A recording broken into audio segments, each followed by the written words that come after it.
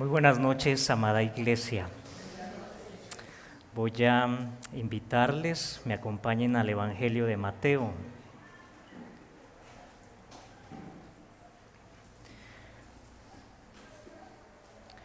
Mateo, capítulo 17.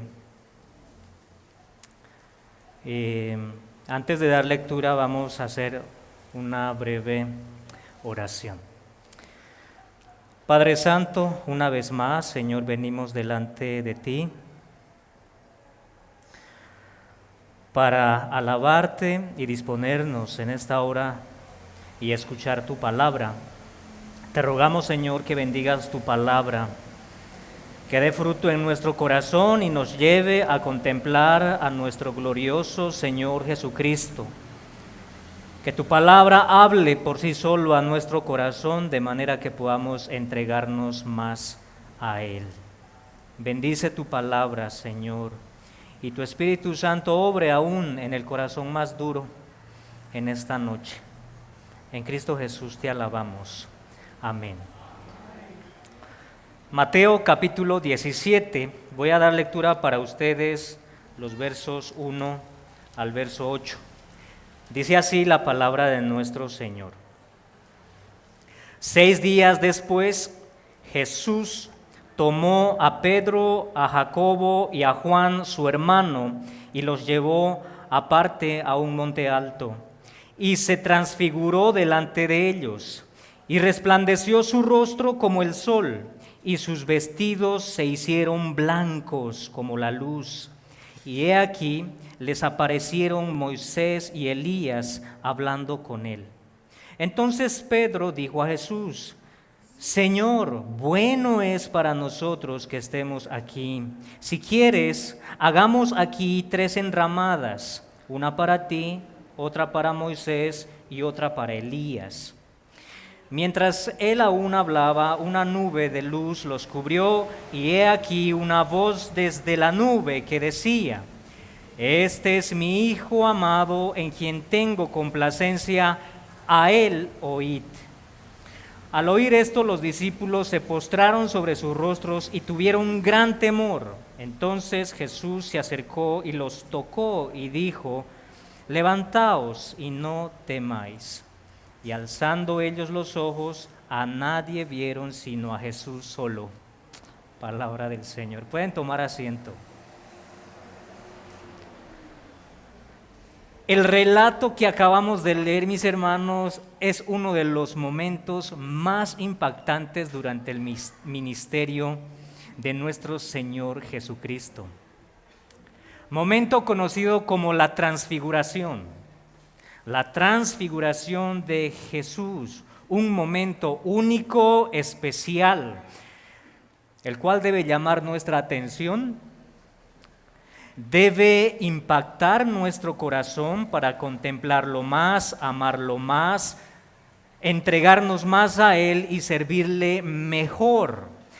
Este relato también lo podemos encontrar en otros evangelios, por ejemplo, en Marcos capítulo 9, verso 1 al 13, y en Lucas capítulo 9, verso 28 al 36, con algunos cambios, algunos otros detalles que van añadiendo los evangelios. Y básicamente el texto nos habla de la gloria de Cristo manifestado durante el estado de humillación de nuestro Señor Jesucristo. En la cristología o la doctrina de Cristo se reconocen 3 estados. El primero es el estado de gloria, el segundo el estado de humillación y el tercero el estado de exaltación. El primero, mis hermanos, el estado de gloria revela a Cristo allá en la eternidad, al lado del Padre, en plena gloria, en armonía con la Trinidad. Ese es el estado de gloria. El estado de humillación de nuestro Señor se revela desde su nacimiento en Belén hasta su muerte en la cruz. Su ministerio está enfocado durante su estado de humillación. Y por último, el estado de exaltación revela a Cristo resucitado de entre los muertos, ascendiendo a los cielos para sentarse en su trono de gloria al lado de su Padre. Estos son los tres estados y creo que esto es necesario mencionarlo para hablar de nuestro pasaje. Recordemos que uno de los objetivos del apóstol Mateo es hablarnos del reino de Dios, cuyo rey es nuestro Señor Jesucristo, la segunda persona de la Trinidad. Y Él fue revestido con forma humana en su estado de humillación. Pero durante su estado de humillación el Señor reveló su gloria de manera sublime y majestuosa, como un anticipo a su apariencia de lo que sería cuando el Señor venga en su reino con poder y gloria. De ahí el tema de nuestro pasaje. El tema de nuestro pasaje, mis hermanos, es la transfiguración de Jesús como confirmación de su deidad, gloria y anticipo de su apariencia en su reino venidero. Básicamente el texto nos habla de esta gran verdad. Y de allí también el título de nuestro sermón en esta noche, la gloria de Cristo en su transfiguración. La gloria de Cristo en su transfiguración. Los 8 versos que acabamos de leer para comenzar, podemos bosquejarlo en 3 partes. Primero nos habla de la transfiguración de Jesús, verso 1 al 4. Segundo, nos habla de la confirmación del Padre en los versos 5 al 6 y por último el consuelo del Señor Jesucristo hacia sus discípulos allí presente en los versos 7 y 8. Miren cómo comienza en el verso 1. 6 días después Jesús tomó a Pedro, a Jacobo y a Juan su hermano y los llevó aparte a un monte alto. Lo primero que hace es ubicarnos en el contexto, 6 días después, es decir, que 6 días antes, ¿dónde estuvo el Señor? Estuvo en el capítulo 16, verso 13, reunido con sus discípulos en la región de Cesarea de Filipo. En este capítulo nosotros vemos a Pedro confesando que Jesús es el Hijo del Dios viviente. Es el Hijo del Dios viviente, la gran confesión del apóstol Pedro. Y esta verdad era muy importante para no solamente los apóstoles, sino también para los judíos, porque ellos esperaban ansiosamente la venida del Mesías. Esperaban ansiosamente la venida del gran rey para librarlos de Roma, su gran libertador. Estaban esperando ansiosamente. Pero ¿qué es lo que luego les declara el Señor Jesús? Les declara acerca de sus padecimientos, de que le era necesario ir a Jerusalén y padecer. Anuncia su muerte y su resurrección, conocidos como la pasión de Cristo, su sufrimiento, su agonía en la cruz. Y quizás esto no les cabía en la mente de Pedro, ¿verdad? ¿Cómo es posible que nuestro Mesías, nuestro libertador, el gran rey, tenga que morir? E interviene diciendo, Señor, ten compasión de ti, en ninguna manera eso te acontezca. Quizás por esto el Señor, en el verso 28 del capítulo 16, texto muy importante en esta noche, dice: de cierto os digo que hay algunos de los que están aquí que no gustarán la muerte hasta que hayan visto al Hijo del Hombre viniendo en su reino. Que para inaugurar el reino era necesario que Cristo, el Mesías, debía padecer primero y que todos los ciudadanos de su reino, los discípulos, debían seguir el mismo paso, tomar su cruz, negarse a sí mismo para dar continuidad a aquel reino que el Señor iba a inaugurar en su muerte y resurrección, y esperar la venida gloriosa de nuestro Señor Jesucristo con una apariencia de gloria. Precisamente el texto nos muestra en su transfiguración algo de la gloria que será en el cielo nuevo y tierra nueva. Hasta aquí entonces estamos bien, ¿verdad? Bueno, 6 días después de estas declaraciones que el Señor habló a sus discípulos, De entre los discípulos separa a su audiencia a tres: Pedro, Jacobo y Juan. Reduce su audiencia a tres personas, los lleva a un monte alto. ¿Y qué es lo que sucede allí? Verso 2: y se transfiguró delante de ellos y resplandeció su rostro como el sol y sus vestidos se hicieron blancos como la luz.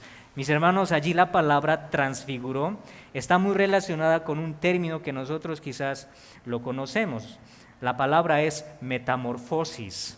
Metamorfosis, y esto expresa un cambio de forma, transformación, cambio de apariencia, y es lo que nos dice Lucas cuando habla de la transfiguración. Dice: y entre tanto que oraba, Jesús y los tres discípulos estaban orando, y entre tanto que oraban, la apariencia de su rostro se hizo otra, un cambio total. Y vemos allí lo primero que cambia: su rostro se transfiguró y resplandeció su rostro como el sol. Resplandeció su rostro como el sol y sus vestidos se hicieron blanco como la luz. Vemos que la gloria de Cristo se revela a los ojos de sus discípulos. Imagínate estar tú allí. Pedro, Jacobo y Juan, de manera especial, sorprendente y único. En el Antiguo Testamento hubo un hombre que también pudo ver la gloria de Dios. ¿Recuerdan? A Moisés, ¿verdad? Éxodo 33, 18 en adelante. Vemos a Moisés hablando con Dios y Moisés le hace una petición: te ruego que me muestres tu gloria. Y respondió Dios diciendo: yo haré pasar todo mi bien delante de tu rostro, mas no podrás ver mi rostro, porque no me verá hombre y vivirá. Y después le dice que Dios iba a apartar de su mano y verá su espalda. Y de esta manera Moisés, mis hermanos, vio la gloria de Dios en sus espaldas, al punto de que el rostro de Moisés resplandecía. Y esto lo sabemos porque en el verso 29 de Éxodo 33 nos dice que cuando él descendió del monte Sinaí, después de hablar con Dios, su rostro resplandecía, y cuando Aarón y sus hijos lo vieron y cuando el pueblo lo vio, se asustaron, temieron que Moisés tenía que ponerse un velo para hablar con ellos. Ahora miren algo muy interesante. El rostro resplandeciente de Moisés era un reflejo de la gloria de Dios, ¿verdad? Era un reflejo. Su rostro brillaba, pero en el caso del Señor Jesucristo, ese rostro que resplandecía como el sol no era el reflejo de ningún otro, sino de Él mismo. La luz resplandeciente como el sol venía de Él mismo. Su rostro resplandecía, y esta gran verdad también lo sabemos en el Nuevo Testamento con un ejemplo. Recordemos a Saulo, cuando fue llamado, Hechos capítulo 9, en los versos 3 y 4. Mientras él iba de camino a Damasco en la persecución de los cristianos, ¿qué sucedió allí? Repentinamente le rodeó un resplandor de luz del cielo, y cayendo en tierra, oyó una voz que le decía: Saulo, Saulo, ¿por qué me persigues? Él dijo: ¿quién eres, Señor? Y le dijo: yo soy Jesús. Yo soy Jesús. Jesús, mis hermanos, es el resplandor de luz que habló a Saulo. Fue la gloria de Cristo que dejó de rodillas a Saulo en aquel momento y lo dejó cegado, mis hermanos. ¿No les parece algo asombroso y digno de admirar de nuestro Señor Jesucristo? Ahora volvamos al monte de la transfiguración, porque no solamente su rostro cambia, sino también sus vestidos. En el verso 2 nos dice, continúa diciendo que sus vestidos se hicieron blancos como la luz. Marcos añade otro detalle, nos dice que sus vestidos se volvieron resplandecientes, muy blancos como la nieve, tanto que ningún lavador en la tierra los puede hacer tan blancos. Qué detalle la del Evangelio de Marcos. No existe fabricante o industria alguna capaz de hacer el blanco más blanco. El resplandor de sus vestidos de nuestro Señor Jesucristo era aquella luz resplandeciente, era su gloria, mis hermanos. Era algo muy impactante para los discípulos. Una vez más, si tú estás ahí, ¿cuál sería tu respuesta? Esa luz resplandeciente de nuestro Señor Jesucristo. Hay algo que a mí me produce una curiosidad, ¿verdad? ¿Cómo es que los discípulos no quedaron cegados por esa luz tan iluminante? Si esa luz pudo cegar a Pablo, quizás algo muy especial tuvo que haber ocurrido para que los 3 discípulos allí puedan haber resistido ver esa luz tan gloriosa, que además de distinguir al Señor, distinguieron a otros 2 allí. ¿Cómo lo distinguieron? La verdad, mis hermanos, es que no sabemos. ¿Cómo es que ellos distinguieron a Moisés y a Elías? No lo sabemos. 2 grandes hombres de la fe. Moisés, un líder principal, un líder de líderes, un hombre muy importante para los judíos que representaba la ley de Dios. Y por otro lado, Elías, un profeta único, valiente, representando a todos los profetas del Antiguo Testamento. Algunos comentarios concuerdan en que Moisés, representando a la ley, y Elías a los profetas, hablaban del Mesías, tenían a Cristo ahí, y era una manera de decir: Él es el cumplimiento de todo lo que la ley habló, de todo lo que los profetas hablaron. Es Él el que va a cumplir. Es muy interesante, ¿verdad? Hablando entre ellos. Mateo no registra de qué es lo que estaban hablando, pero Lucas sí nos dice. Lucas nos dice en el capítulo 9, verso 31, que hablaban de su partida, que iba Jesús a cumplir en Jerusalén. Y esa es la conexión del capítulo 16, porque en el capítulo 16 Jesús está declarando a sus discípulos que era necesario ir a Jerusalén para padecer. Y es lo mismo que están aquí hablando Moisés, Elías y el Señor, que era necesario que el Hijo del Hombre iba a padecer primero para inaugurar su reino. Le era necesario padecer. ¿Y cuál fue la respuesta de Pedro? El impulsivo Pedro, ¿verdad? Inmediatamente en el verso 4 nos dice: entonces Pedro dijo a Jesús: Señor, bueno es para nosotros que estemos aquí. Si quieres, hagamos aquí 3 enramadas, una para ti, otra para Moisés y otra para Elías. Pedro aparentemente está tan entusiasmado que no quiere apartarse de allí. Fue algo impactante aquel momento para él, muy asombroso para él, que quiere quedarse allí en la presencia de Cristo. La petición de Pedro, las enramadas, son tiendas. Él está pidiendo construir 3 tiendas para cada uno de ellos y él habitar con ellos. Él no quiere apartarse de allí. Y digo una apariencia, un entusiasmo aparente, porque las palabras de Pedro se le sale como de manera inconsciente, es lo que nos dice Lucas, no sabiendo lo que decía. Y Marcos nos dice, porque no sabía lo que hablaba, pues estaban espantados. Su espanto a aquel momento se incrementó aún más cuando escucharon la voz del cielo. Qué impactante para Pedro y Jacobo y Juan. Verso 5. Mientras él aún hablaba, una nube de luz los cubrió, y aquí una voz desde la nube que decía: este es mi Hijo amado, en quien tengo complacencia. Dios interrumpe mientras Pedro hablaba para callarlo. Ese es el momento de Cristo, ese es el momento en el cual su gloria se está manifestando, y el Padre lo confirma con estas palabras que ya lo dijo en otro momento. ¿Recuerdan, verdad? En su bautismo, en el bautismo del Señor, diciendo: y hubo una voz del cielo que decía: este es mi Hijo amado en quien tengo complacencia. Pero en el monte de la transfiguración se añade: a él oíd.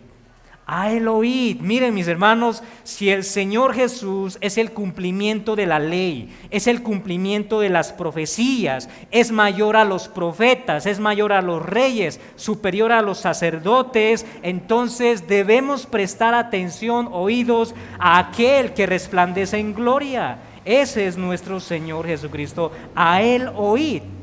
Yo creo que si nosotros estuviésemos ahí, estuviéramos postrados de rodillas guardando silencio al escuchar la voz del cielo. Y es lo que hicieron los discípulos, verso 6. Al oír esto, los discípulos se postraron sobre sus rostros y tuvieron un gran temor, un temor reverente.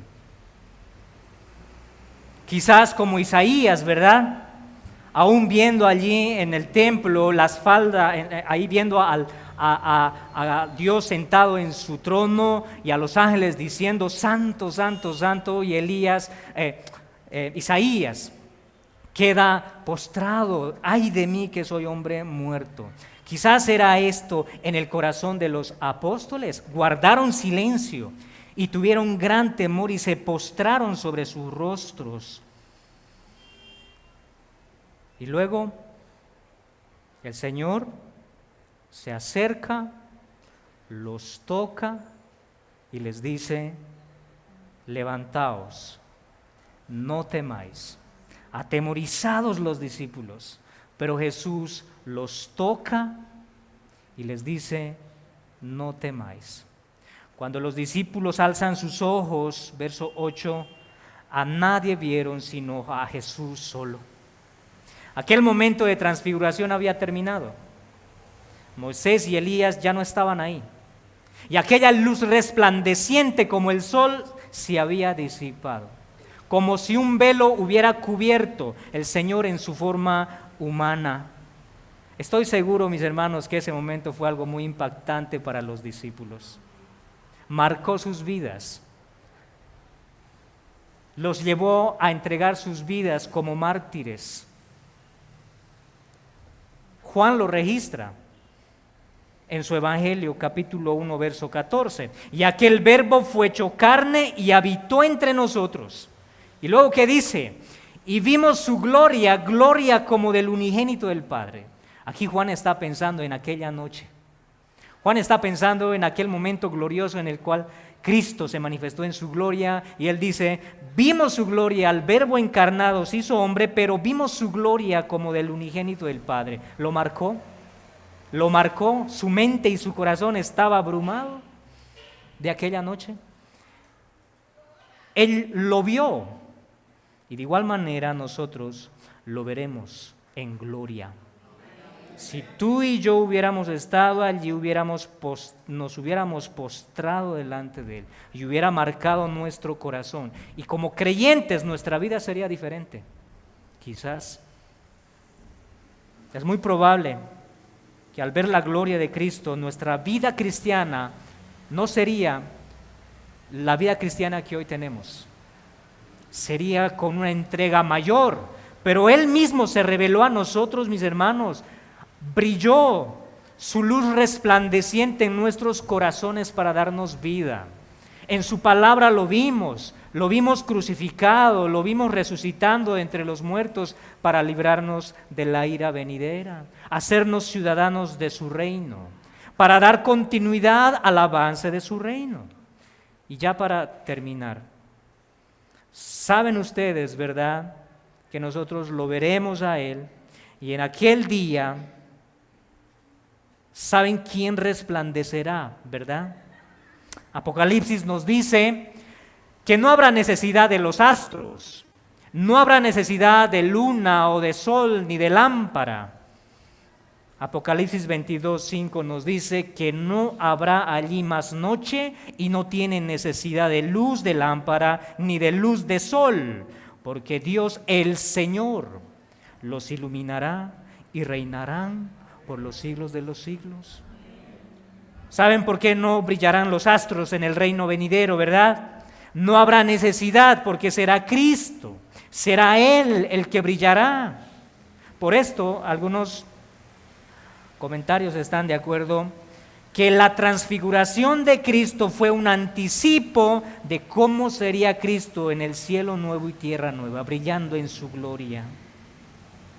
¿Y cuál debe ser nuestra respuesta ante ese momento? Ante esta gran verdad de nuestro glorioso Señor. Contemplación, adoración, esperanza, consuelo, entrega, asombrarnos más de Él. Este texto que acabamos de leer y exponer, mis hermanos, debe grabarse en tu corazón. Debe grabarse en tu corazón y ese debe ser el motor o la motivación para ti, si es que lo quieres llamar así, para entregarte más a Él, para servirlo más a Él, porque no estamos sirviendo a cualquiera, sino le estamos sirviendo al Rey de Reyes, al Mesías, que cumplió la ley y los profetas en favor de su pueblo, inauguró su reino y le costó su vida.